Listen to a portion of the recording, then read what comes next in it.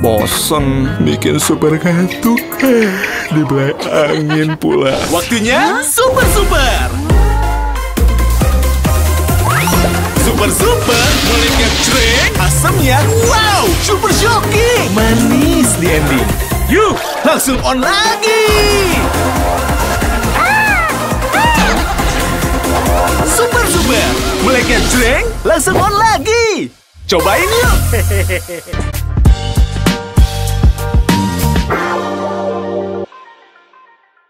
Ya pemirsa, terima kasih Anda masih terus menyaksikan Super Don Super Opini. Acara ini dipersembahkan oleh Super Sour Candy, meleknya jreng langsung on lagi. Nah, sambil Pak Agus menikmati asam dan manisnya permen. Gila asamnya.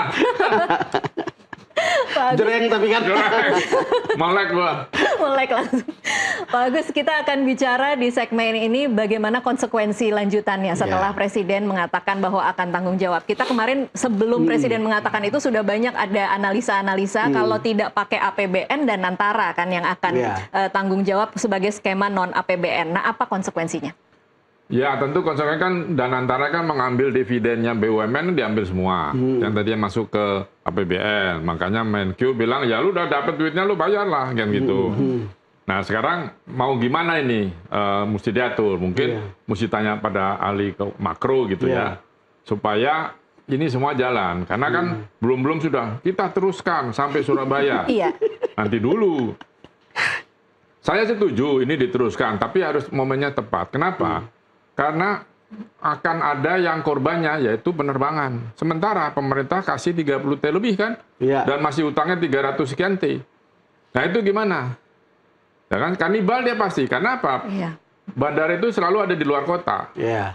Itu ada di dalam kota. Jadi pasti orang akan naik bus sampai Surabaya 3 jam misalnya. Nah itu habis itu nanti bandara. Jalan tol juga gigit jari itu. Nah ini yang harus dihitung. Ya, sebetulnya kereta setengah cepat itu sudah cukup. Bisa Jakarta Surabaya 5 jam bisa itu. Karena bantalannya diperbaiki dan sebagainya, relnya tetap 1067, tapi jalan. Tetapi menarik ya, sorry Tash. Kan kalau di beberapa negara itu moda transportasi kereta api, kemudian jalan darat, tol, lalu kemudian udara itu semua jalan sama-sama, jadi tidak ada kanibal. Harus diatur. Kita ini sudah bangun banyak bandara dan banyak kosong kan, semuanya internasional. Saya sudah katakan, saya sudah waktu itu membatalkan 17 bandara itu ditutup, sekarang nongol lagi. Nggak ada penumpangnya dari luar negeri yang datang orang Indonesia. Coba lihat SQ terbang, isinya orang Indonesia. Betul. Bukan turis. Itu betul. Kan? Nah jadi masalahnya sekarang adalah hitung dulu. Please jangan, saya setuju diteruskan tapi hitung dulu. Karena kalau enggak boncos 2 kali kita. Kemarin ada statement dari CEO Danantara, Doni Oskaria, yang mengatakan ini kira-kira skemanya ada 2. Pilihannya apa? Penambahan modal ke PT KCIC sebagai pengelola WUSH, atau yang kedua pengambil alihan infrastruktur oleh pemerintah seperti praktek di industri perkereta apian lainnya. Menurut Pak Agus? Ya, agak sulit juga karena di kereta api juga belum beres tuh. IMO sama TAC itu belum beres-beres sampai sekarang. Punya negara tapi harus kereta api yang beresin gitu-gitu. Boleh aja itu dibereskan dulu, baru nanti kita lihat kan.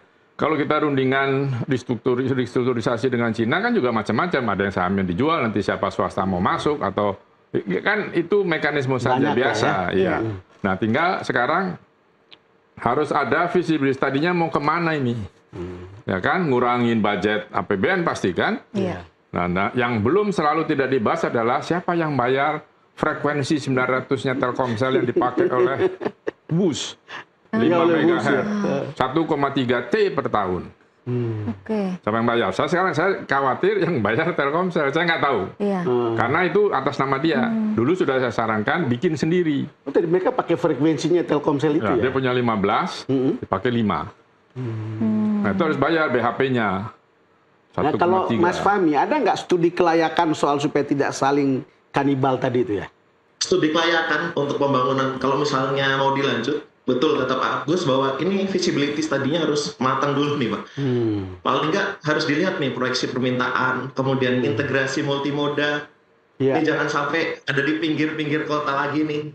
Karena betul kereta cepat itu harusnya ada di tengah kota, bandaranya yang di pinggir gitu. Betul. Tapi dari bandara ke tengah kota ini intermodanya juga harus dipikirkan supaya bisa maksimal. Karena kalau kita lihat kan memang nggak semua orang juga bisa naik pesawat, opsinya adalah naik kereta cepat. Kemudian kalau mau diteruskan sampai Surabaya, harapannya sih bisa maksimal karena secara teori memang kereta cepat itu maksimal di range 200 sampai 800 km gitu. Itu memang pasarnya kereta cepat di situ. Karena kalau kita lihat secara waktu itu pemangkasannya bisa 1/3 sampai 1/4-nya naik kereta yang ada sekarang gitu. Kemudian model bisnisnya juga harus dipikirkan serta penting pembiayaannya.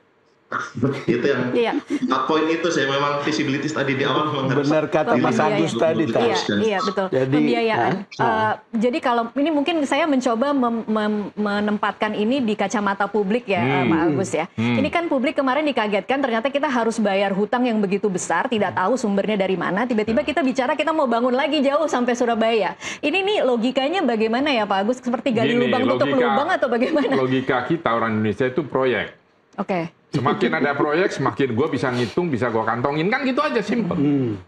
Ya, ini yang selalu terjadi. Saya selalu ingatkan beberapa puluh tahun lalu, jangan kita bikin proyek itu program saja.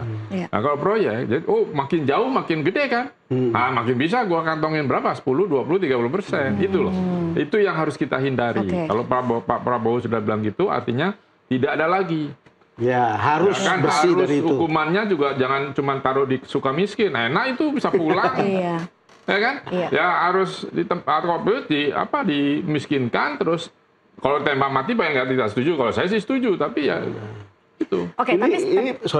Ini pertanyaan untuk Mas Agus sama Mas Fahmi ya. Kita sering mengkritik proyek-proyek kayak begini. Tetapi faktanya adalah kita kemudian justru memanfaatkannya dalam satu waktu ke depan. Entah jauh atau dekat gitu. Contoh paling nyata itu adalah soal tol Transjakarta. Transjawa. Transjawa. Kita dulu ada yang bilang makan kita itu bisa aspal. satu sesi dulu kalau mau menjelaskan itu. Maksud saya makan itu aspal katanya. Sekarang justru sangat efektif begitu. Orang pakai ya.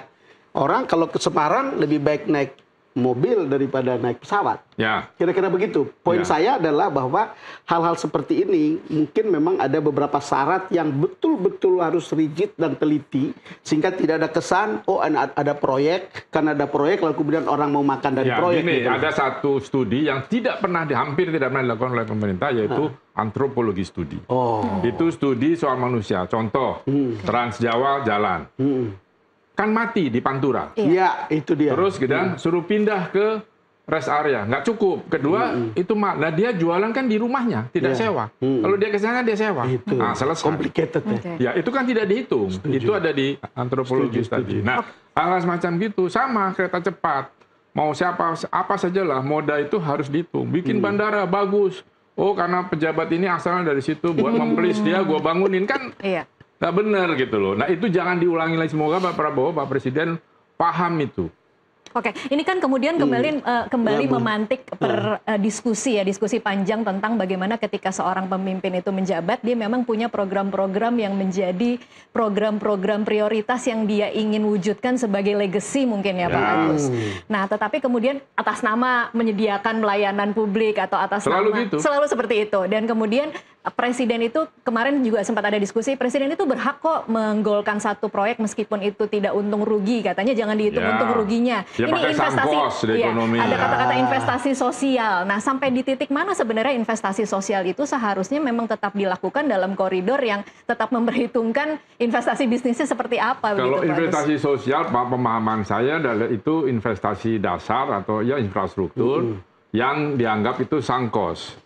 Tidak usah kembali uangnya dan dinikmati oleh masyarakat. Kalau kemahalan disubsidi, ya kan? Ini kan yang akan, kalau nggak salah hari ini rapat soal Transjakarta. Dia mau menaikkan tiket sudah 20 tahun, ya. Tetapi kalau dinaikkan tiket terus dikurangi subsidinya itu juga masih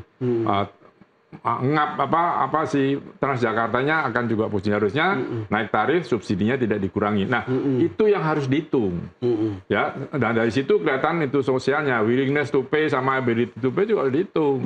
Nah, kalau semuanya tadi proyek itu kosnya jadi mahal. Kalau nanti saya bilang itu, nanti kita bikin sesi sendiri soal jalan tol. Itu kan harusnya tahan 30 tahun. Iya. Sekarang 2 tahun sudah retak, kenapa? Antar ceritanya Iya panjang. udah, tolong Mas Fahmi dalamin apa yang dikatakan Mas Agus.